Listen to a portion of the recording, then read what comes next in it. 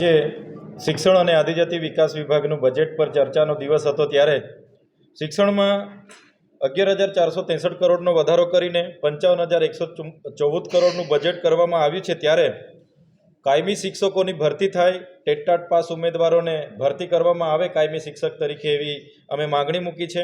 સાથે સાથે બાળકોના આવવા જવા માટેની મુસાફરીની વ્યવસ્થા થાય એની પણ માંગ કરી છે। જે પણ પ્રવાસી શિક્ષકો હતા એમનો પગાર પણ બાકી છે, એની પણ અમે વહેલા તકે નિરાકરણ લાવવામાં આવે એની વાત મૂકી છે।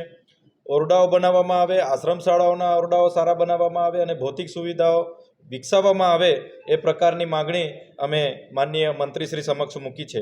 સાથે સાથે આદિજાતિ વિકાસ વિભાગમાં ચાલુ નાણાકીય વર્ષમાં 4,374 કરોડની જોગવાઈ કરવામાં આવી છે। ત્યારે દેશની આઝાદીમાં, દેશના વિકાસમાં ખૂબ મોટું યોગદાન આપનાર આદિવાસી સમુદાયમાં જ્યારે આટલા મોટા પ્રોજેક્ટો હોય છતાંય આજે જે પરિસ્થિતિ છે એ પરિસ્થિતિ ત્યાં અમે ગૃહમાં રજૂ કરી છે।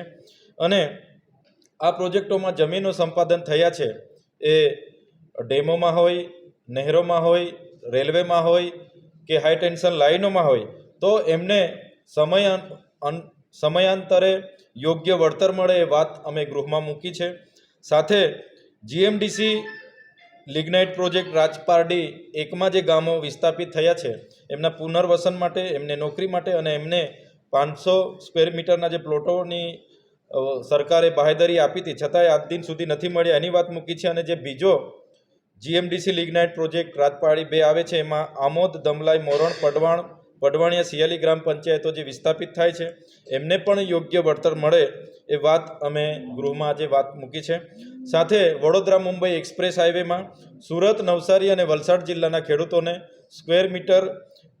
પર સ્ક્વેર મીટરે 900 રૂપિયાનું ચૂકવણું કરવામાં આવ્યું છે। જ્યારે ભરૂચના ખેડૂતોને સાથે અન્યાય થઈ રહેલો છે।